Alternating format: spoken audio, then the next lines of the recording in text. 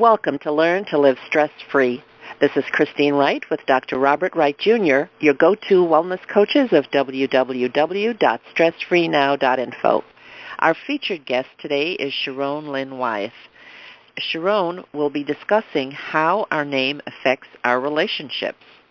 Sharón Lynn Wyeth is recognized internationally as a name expert, as she can determine one's strengths, challenges, and the purpose of one's life by deciphering a person's name.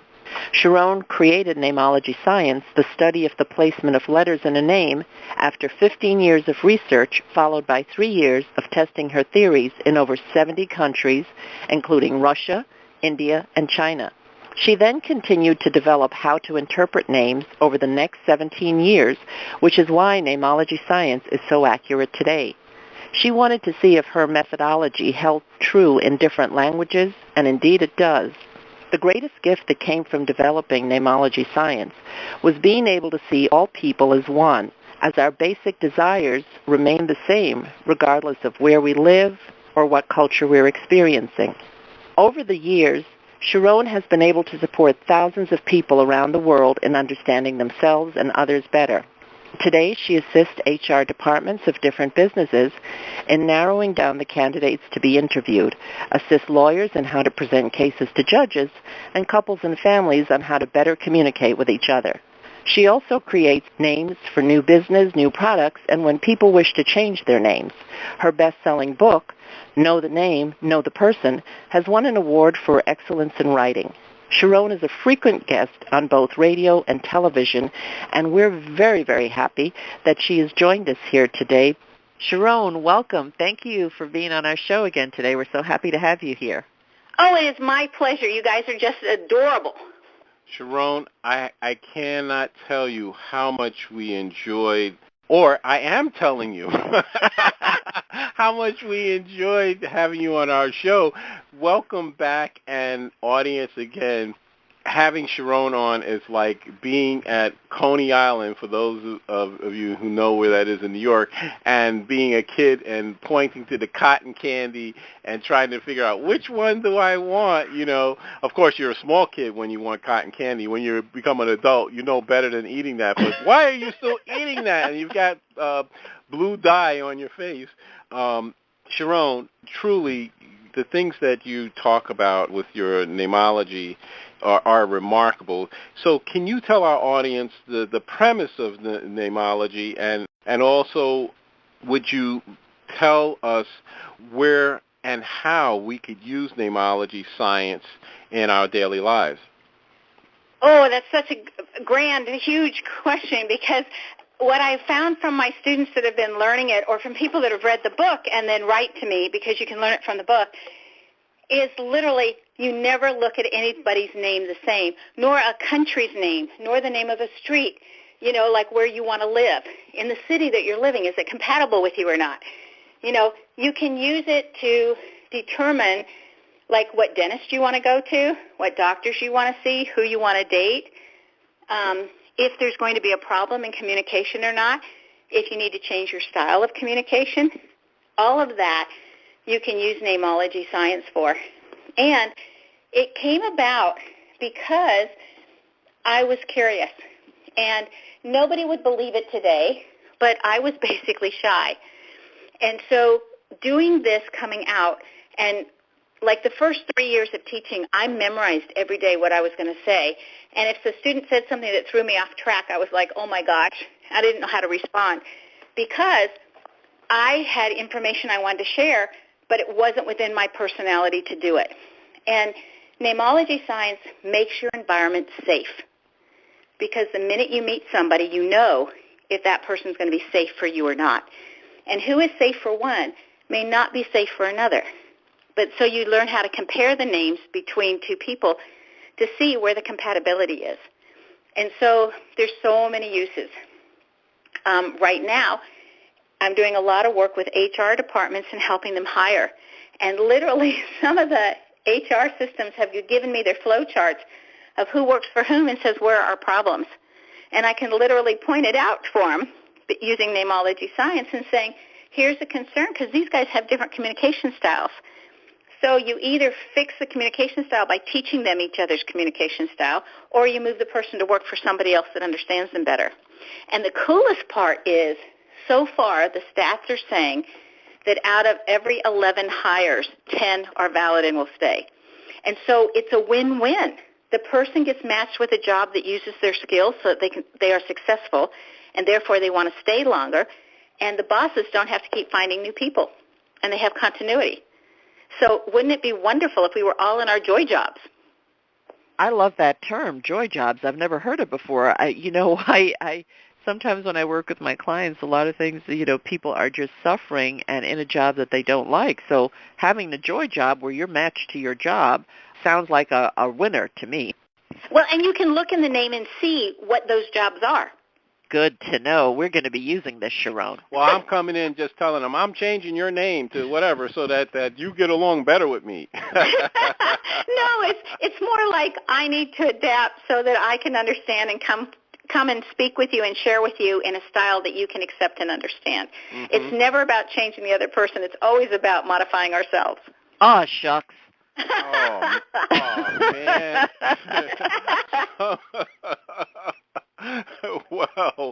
Well, what you said made me think of NLP in terms of that at its core, this is really a system that from a toolkit standpoint, this is helping you increase your awareness of others and yourself, and it's something that you can use to gain insight into, you walk into a situation and you go, what's really going on here? So it gives you an advantage where you're in a social situation, and then it gives actually new meaning to, hi, what's your name?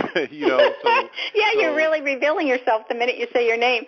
When my children would bring somebody home, or they were dating somebody, or it was a new friend, and they would bring him in the house, and the person would kind of look at him like, introduce me to your mom, and the minute they would get in the house, my kids would say, don't tell my mom your name.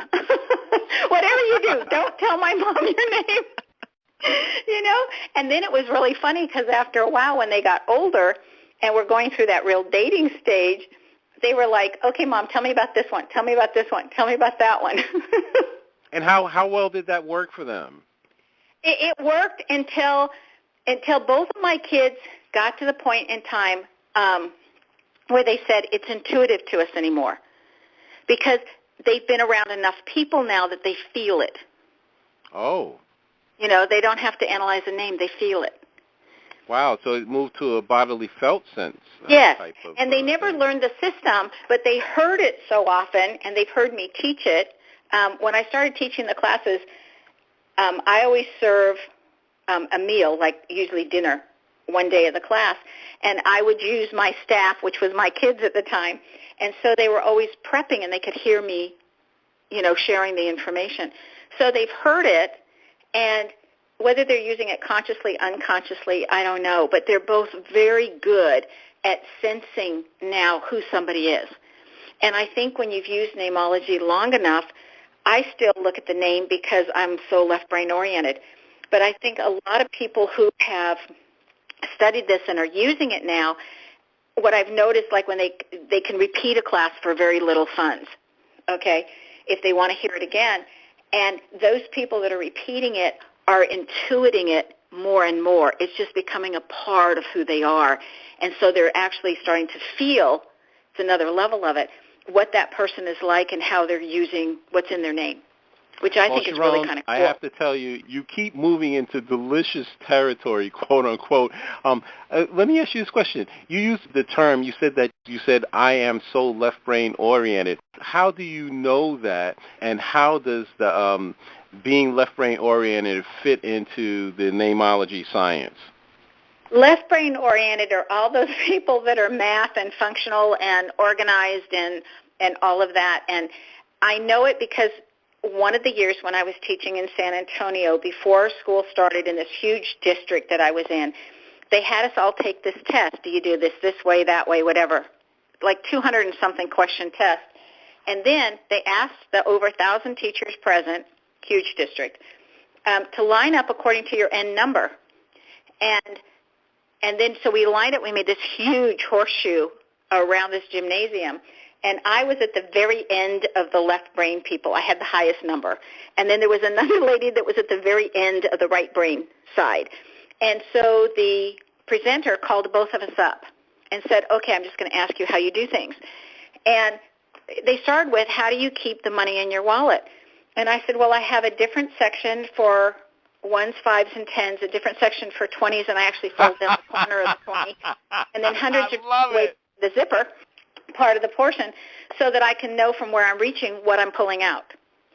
And then he asked the right brain person, well, how do you keep your money? And she goes, it's crumpled and it's thrown into the purse, and I just look for it, what I need it, and then I straighten it out when I'm handing it to somebody.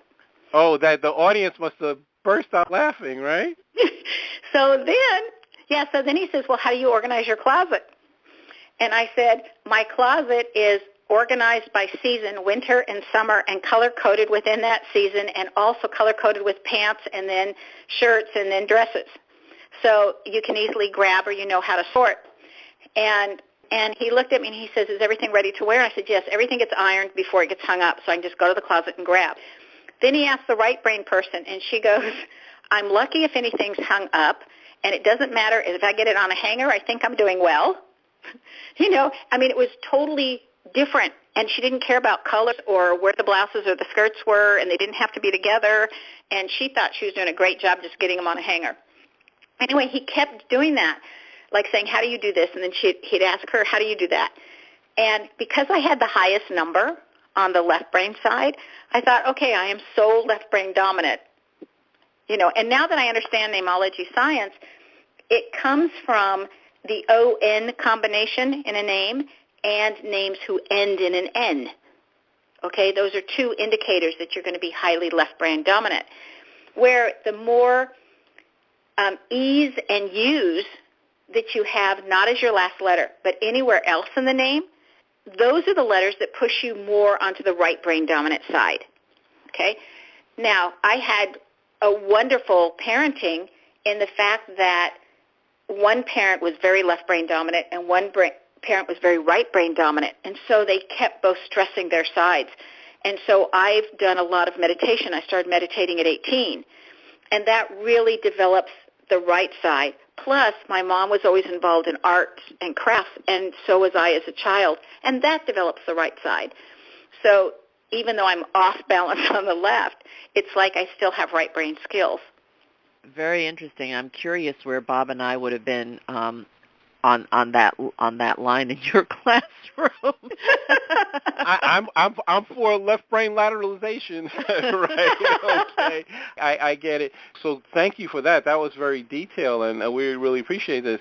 So Sharón, can you give our audience some examples of how Neimology science works using one letter? And what I'm thinking of, during our last show, we briefly went into the letter being the vowel and versus the consonant. And I know when I went onto your website, I just was amazed at how you're able to so easily explain an A person does this, an E person does that. Could you just run through those briefly for our audience? I found that fascinating. I know our audience will find that fascinating too. So you're talking about the first vowel position. In Neimology science, you learn the alphabet 3 times plus the first vowel. So you learn the first letter position, which is somebody's first impression of you, and you learn the last letter position, which is the first thing they say about you behind your back. It's their lasting impression. Wait, repeat that again? I got to hear that again. Okay, the first letter of your name is the first impression that you give people. Okay? And the last letter of your name is the lasting impression, which means it's the first thing they're going to talk about you behind your back. So let me see if I understand that. You're saying, so like, for example, my name, the first name starts with R, right? Mm-hmm. And then it ends with T. So explain, give me, so what would an R first impression that you give people is that you want honesty, you want truth, and you have one rebellious spirit. You don't want to be told what to do, you want to be asked. How true that is. Okay? So the lasting impression with the T back there is what they're going to talk about is he's always working to be the best that he can be. He's always working to be on top. Well, now, Sharón, I'm going to have to go out and get your book. Audience, she has nailed it, and I don't know how you're doing this stuff. From my neuropsychology, neuroscience background, it tells me approached with skepticism. Is this in the area of woohoo? But I have to tell you, just like we've discovered when we've done podcasts with people who are serious into intuition and numerology and these other things, which science, it appears to be science is it's a choice between 50 years or 100 years behind, because what's being the new quantum science research findings are finding that so many things that are talked about in religious traditions, mystical traditions, the type of thing that you're talking about here, Neimology, astrology, numerology, they're being borne out. Like in the previous broadcast, you mentioned, I believe you mentioned that your moon was in Taurus, and that is, for a person like me who knows very little about astrology, that doesn't mean anything. But when you said that, Christine lit up like a Christmas tree, because she knows what that means. It means something. And so I think here with, this science that you've come up with, I think is just amazing. And I know there are many people in our audience. Some of this will be the first time. And, of course, there'll be people that are skeptical, but I was a high skeptic on many of these type of things. But I got to tell you, based on what you said on the R and the T, I'm loving it. Well, you see, I wanted to have skeptics, because that's the reason I traveled to over 70 countries testing my theories, and I did it over a 3-year time period. And I presented in 49 of our states. And the reason I did that, I would go anywhere to talk to anybody. And the reason was because I felt if I'm incorrect, if what I'm doing isn't accurate, people are going to tell me. And so I was constantly fine-tuning. And even today, after I've been doing this so many years, I am still discovering new insights or new innuendos. And so, like the people that have taken the class, they know that on one Tuesday every month, I'm talking about those things that I'm still discovering and sharing them. Because I can't get them in books fast enough. And I look at it as a science. It's called Neimology science for a reason, and that is because it came from patterns. It came from logic and looking for the patterns and testing and having theories and testing it out. And it's duplicatable. Anybody can do it. They just have to put in their time and their effort. And so I would love to say, oh, this is how you're a psychic. I mean, I would love to be able to do that myself. And a lot of people will say, well, are you psychic? Look at how accurate this is. And I think psychicism cannot be taught. But Neimology science can be taught, so it's a science. As I listen to you, and people who know me, it almost sounds like I like to agree with everything. And in some ways I do, but I do have the places where I draw the line. One of our colleagues actually says that we all have an intuitive ability, and it's a matter of exercising that muscle and practicing that skill. But certainly as I listen to you, the amount of information that you have given us in this show, and Bob and I learned a great deal from our last show, your system is so straightforward. It's easily distillable and duplicated.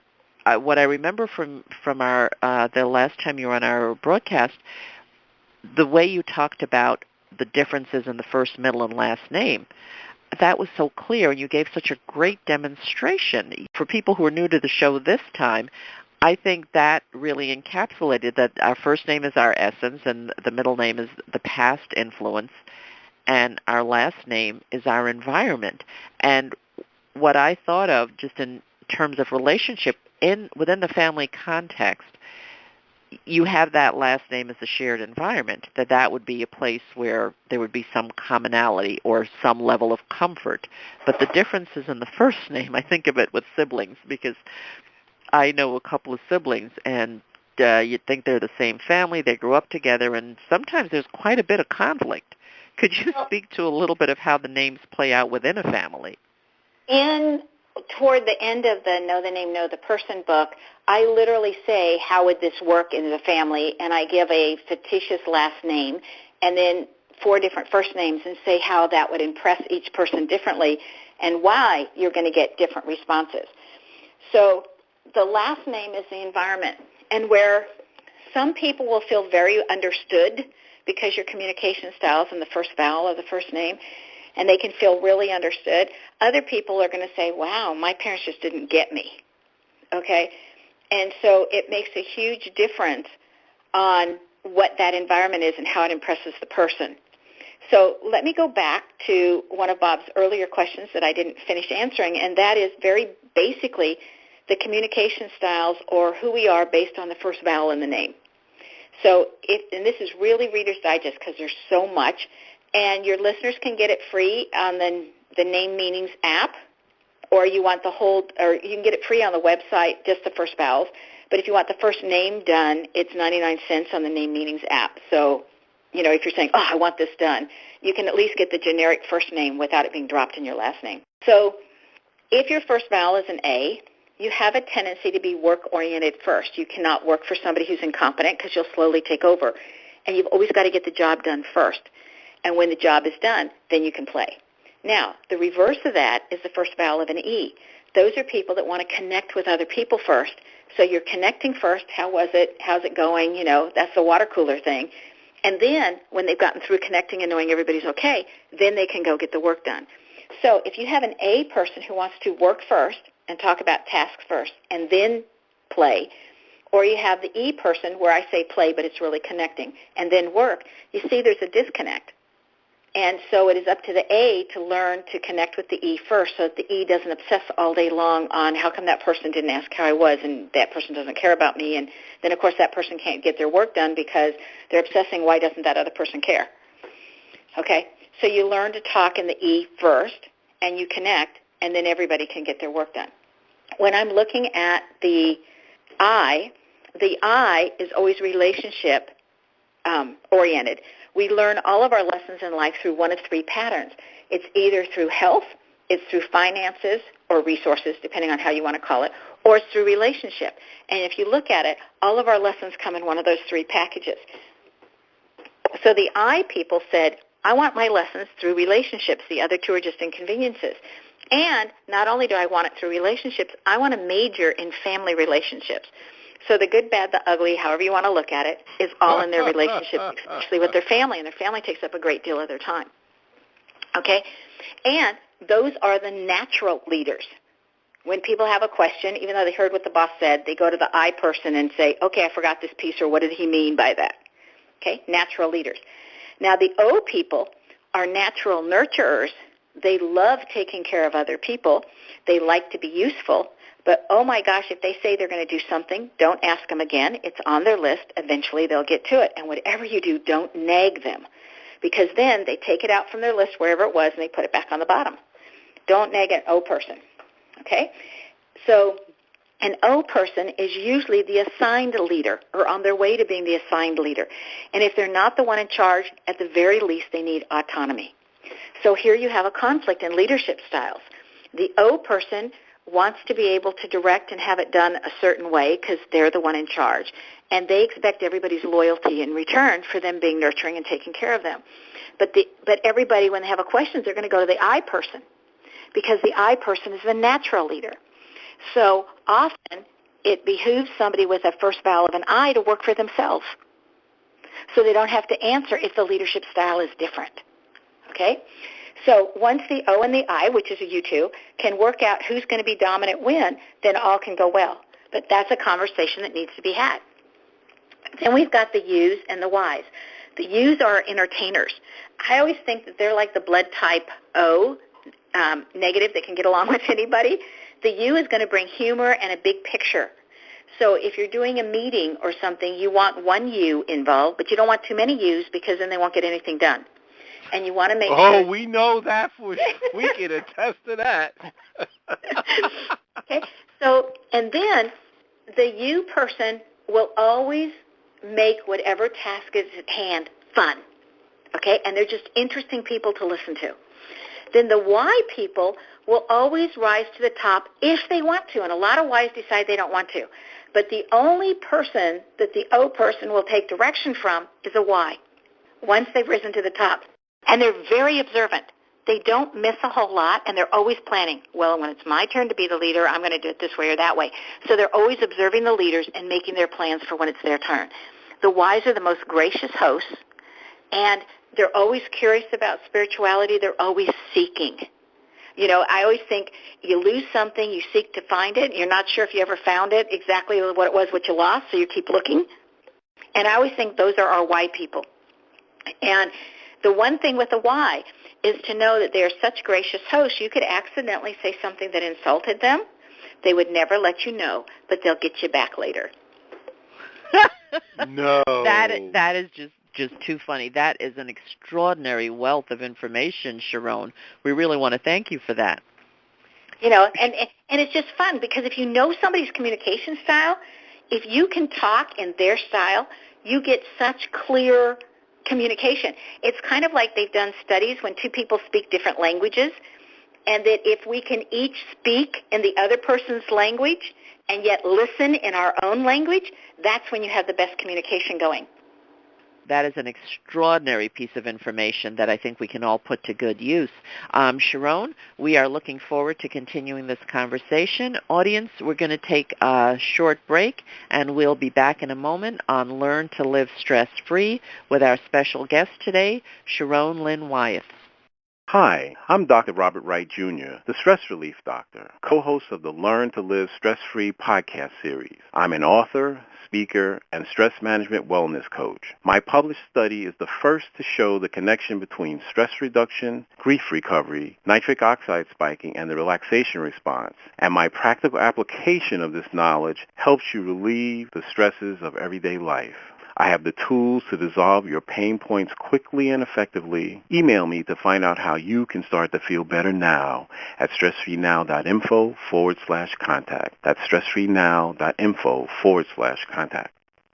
Have you been procrastinating about completing an important project or pursuing a treasured dream? Christine Wright specializes in helping her coaching clients to lay out clear, elegant strategies. She shows you how to quickly build your confidence to uncover and eliminate your habitual patterns of resistance and self-sabotage. Christine helps you discover those meaningful insights that will get you to do what works so you can celebrate your successes. Go to stressfreenow.info/contact to let Christine know that you're ready to live your ideal life now. Again, that's stressfreenow.info/contact. Welcome back to Learn to Live Stress-Free. Today we're speaking with our featured guest, Sharón Lynn Wyeth.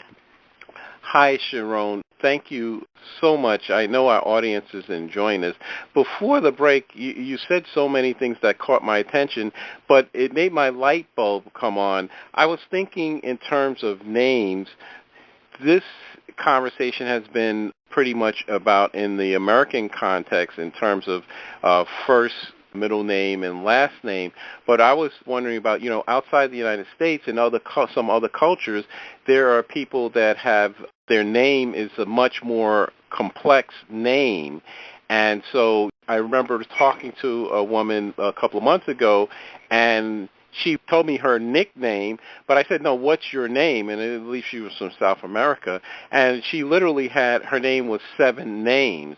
So have you looked into this in terms of the international context, in terms of how the naming might work outside of here in the United States? Yes, I have. And there's literally a chapter in the book that I call the What If chapter. And it's when I was talking in all these different places, they would ask me questions sometimes that I had never been asked before, and I'd say, excuse me, I need to write that one down. So everything that didn't go naturally into a particular chapter, I put in the What If chapter. And there are some differences when you're going around to different countries. A lot of the Hispanic culture has 2 last names, and you just read it as one name. And literally you read it with 2 first letters and 2 first vowels, but you're reading it all as that is the environmental influence. And normally in those same cultures, the families are very involved. You get both parent families very highly involved in the upbringing of a child, and both last names will represent those 2 different influences. In Germany, it was frequent for people to have multiple long names when I was there, naming after everybody to make sure nobody was forgotten. And in Mali, Africa, you had a family name that would identify you as part of this clan or part of this culture, and same with in Pakistan. And so, and with those countries, if you have the same name as somebody else, there's a special bonding, and that's true in Mexico also. So there are some differences as you're going from country to country. For an example, in Germany, when two vowels go walking, the second one does the talking. But in American or English, when two vowels go walking, the first one does the talking. So if you want a really accurate interpretation, when you're doing a German name, you reverse the two vowels before you look it up and say, what does that mean? Hey, Sharón, I'm out of elementary school a while. Christine was smiling. She seemed to know what you mean. What do you mean two vowels go a-walking? The first one does the talking. When two vowels are next to each other, when you have a vowel diphthong, we say the first vowel. You hear the first vowel, you don't hear the second one. And that's what I mean when two vowels go walking, the first one does the talking, because that's the one you're going to hear. That's the one you say. But in Germany, when two vowels go walking, the second one does the talking, so you don't hear the first vowel, you hear the second vowel when they say it out loud. I just love this. A question that's looming in my mind that is so delicious that I want to ask you. Christine and I are both NLP people, and it occurs to me that the way that you are talking about Neimology science, can you say the name of it so for our audience, because I'm not sure I'm saying it correctly. Is it Neimology science? Yeah, you say it perfectly. It's just spelled funny. It's N-I-M. Okay, so Neimology science, I'm thinking in terms of learning styles, auditory, visual, kinesthetic, and auditory digital, that, as you mentioned in the last question, this thing with the learning styles, what is a key takeaway our audience could have in terms of how to use Neimology to interface more effectively with someone who has a different learning style? You come into a social setting, whether it's a party or a business meeting, and the person introduces themselves. I think you indicated before, once the person tells you their name, if they know your system, they are giving you key information. So let's say, for example, one person is high visual and the other person is kinesthetic.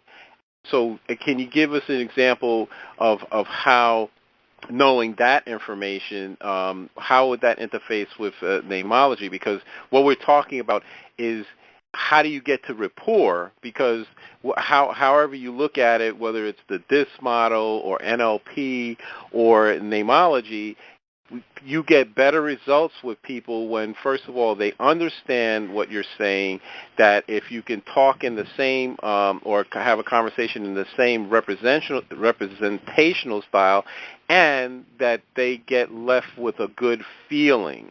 Because, again, as we all know, it's often not what you say, it's how it's said, and so, or even the syntax. Well, what's interesting on that is that sits in the first vowel of the first name, your learning style. And some people are visual, some people are auditory, and some people are kinesthetic, where they have to write it down or use it somehow. So if somebody's auditory, you want to make sure that you've repeated your name because they get it from listening.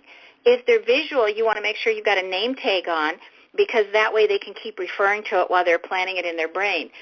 And if they're kinesthetic, you want them to keep saying your name because that way they're using it as they're going forward to learning it. But everybody learns kinesthetically. And so you want to say it, you want to see it, and you want to use it, because everybody learns that way. It's interesting, though, because when you're doing a connection with somebody, you're looking at that first vowel to know what you want to talk about. For an example, if you're talking with somebody that is the first vowel of an A, the minute you want to start a conversation and you don't know who they are, ask them about what books they've been reading lately or what are they learning lately, because A people always want to have more information. They always want to be learning. And if you want to start a conversation with somebody with the first vowel of an E, ask them where they get their massages, or what the best beauty products are, or what kind of soap they use, or if you were going to go shopping for new clothes, since they're all about beauty and the feel of things, where would I go? You know, and I always say for all the A people that are very practical oriented, if you also want to look good in your clothes besides feel good, take an E person with you because they'll let you know if you look good or not. Okay?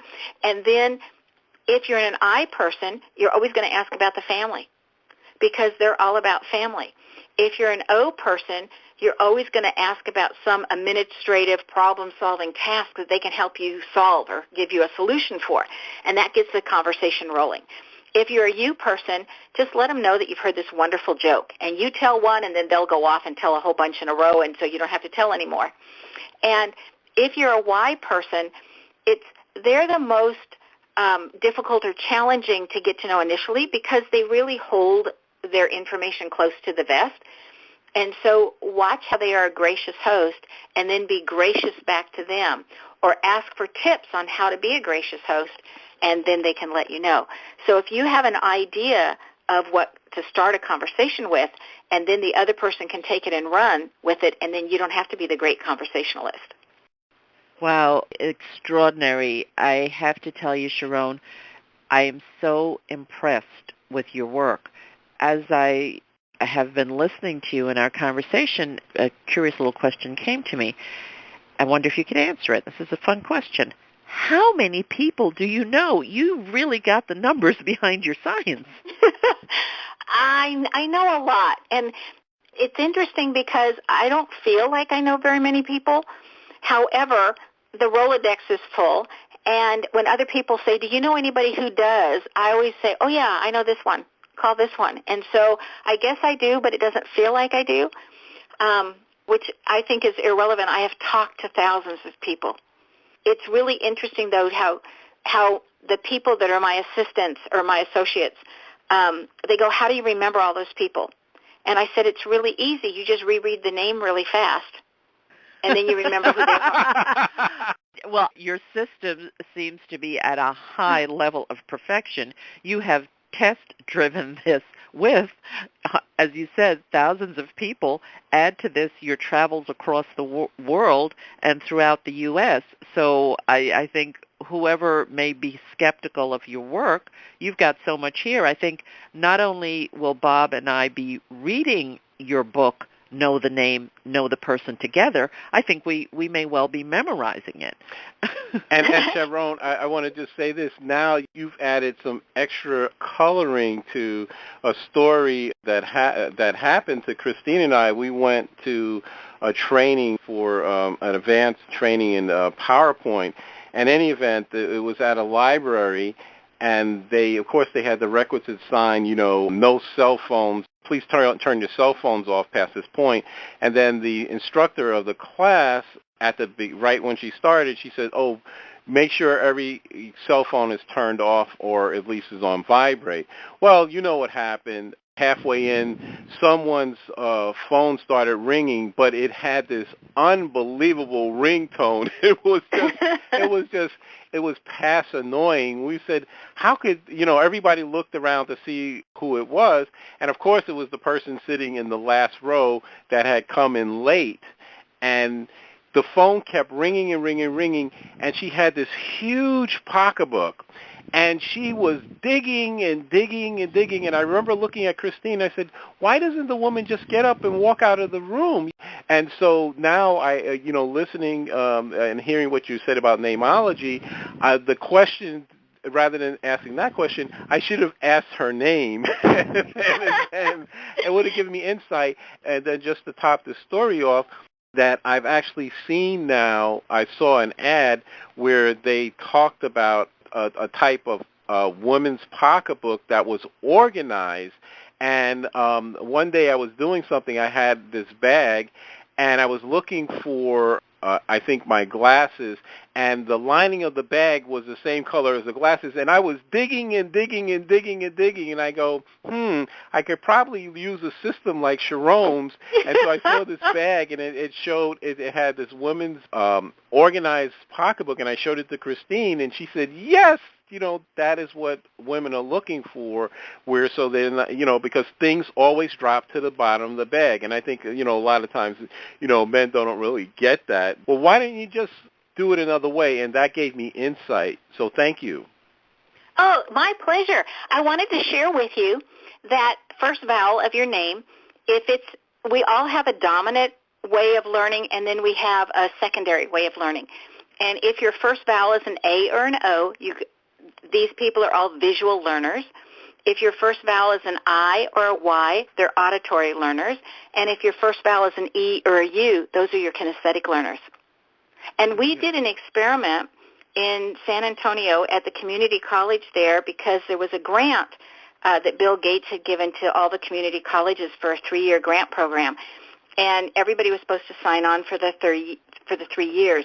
But the last semester of the third year, a person dropped out at the college where I was teaching, and so they called me in to be that replacement for just that part. And they said, you have to teach in this methodology, which was my normal methodology, so it was like, that's fine. And then there were 2 of us and 60 students. And so we decided between the 2 of us to split our students according to their learning styles, so that I would take the ones that were visual and one of the auditory ones, and she would take the kinesthetic learners and the other auditory one. And we would teach them the first 2 weeks just on our style to lay the foundation. And then we'd put all the students together and we would team teach. So they'd hear the same concept both ways being presented to them. And at the end, the staff came in, and we're not allowed to even be present when they take their before and after test. So they took their before test and they took their after test. And all the colleges around, using the methodologies that Gates had asked us to use, improved like an overall 3% above people not using that methodology, with the exception of our kids. And our kids, it jumped so high that everybody was on the phone and said, what are you guys doing differently? And that's the major thing. We paired them according to their names, according to what learning style they would have, and put them with a teacher that was their key learning style also. Extraordinary. You know, we love hearing about stories like that because Bob and I are very much about solutions. That's why we're doing the business that we're doing. We enjoy sharing information, and we enjoy finding solutions. And that in our modern world, so much information is out there, but people don't know about it. They're not exposed to it. They have no way of getting it, and that's why we so much enjoy doing this podcast series.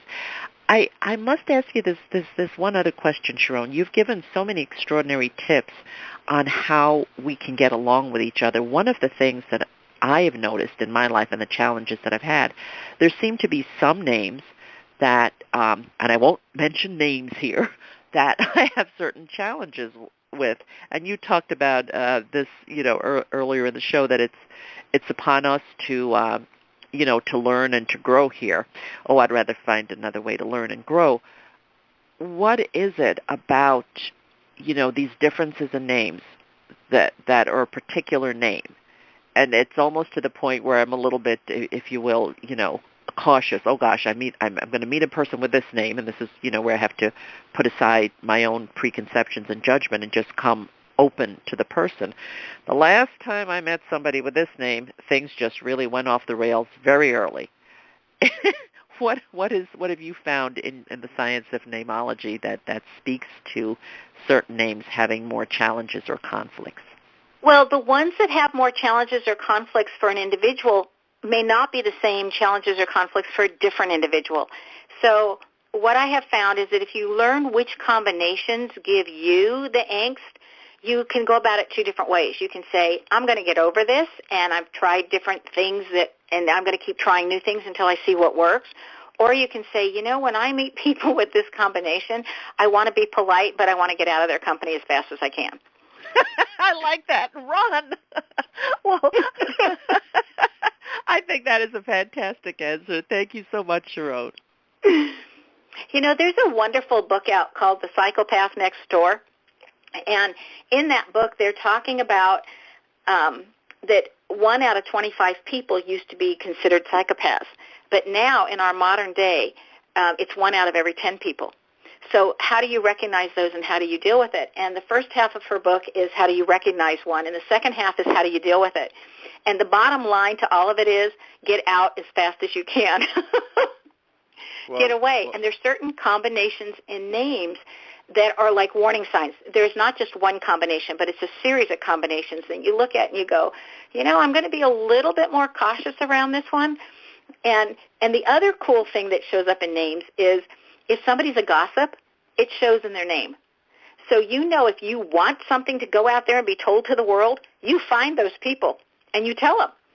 You give them the stories or whatever. But if you want something to be held private, you don't tell those people because they can't. They just can't keep the secret.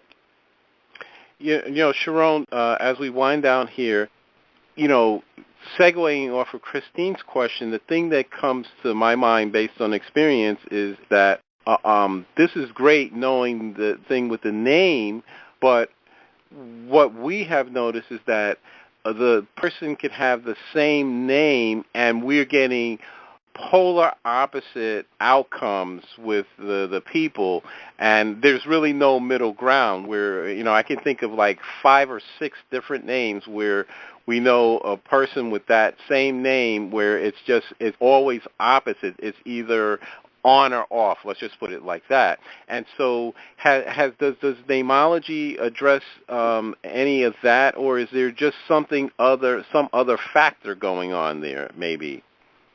Okay, the first name is the essence of who we are. It's like saying Sharón, I just want to, I know I'm cutting you off. I realize that that's a very high-level question, but I'm asking you because I know, because you've been operating at the genius level. So that I'm only expecting a genius answer for you because that is just like, I don't know if anybody knows the answer to that question, so that's why I'm asking you. Yes, the first name is the essence of who we are. That's like saying those are the ingredients that are in your kitchen. The last name is the influence. The last name gives us what recipes we can use that have those ingredients. So even though they could have the same ingredients in their kitchen, one could be making an omelet, one could be making a quiche, all dependent on that last name and that last name's influence. And that's why you need to learn how to drop the first name into the last name.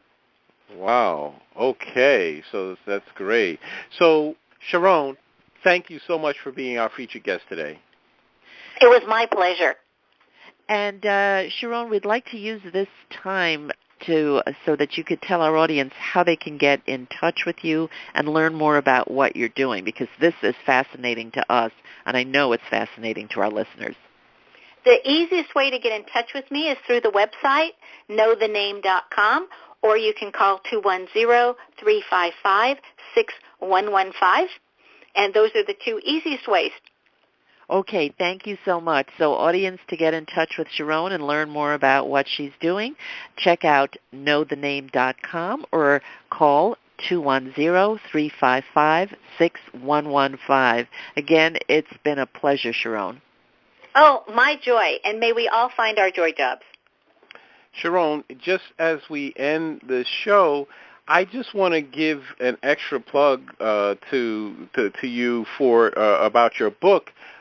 Could you give our audience, could you repeat the name of your book so that people could just rush out and get it? Because I would imagine people listening to the podcast, they say, what's the name of our book again? So could you give our audience the name of your book so that they could get that? Yes, it's Know the Name, Know the Person, because once you know the name, you know all about the person. And if you get it on Amazon and you go for To Sell by Others, look for the one that says To Sell by Author, because that one is the least expensive and you save yourself some income, or you can buy it for that same price, not through Amazon, but on the website Know the Name, Know the Person, or just knowthename.com. Wonderful, Sharón. Thank you so much for that. So, Sharón, what final thoughts or key idea would you like our audience to take away from today's broadcast? That everyone is here to learn and everyone is here to share, and everyone has a purpose and is valuable. And so when we call them by the name they want to be called, we are literally helping them be who they came to be. That is just fantastic, Sharón.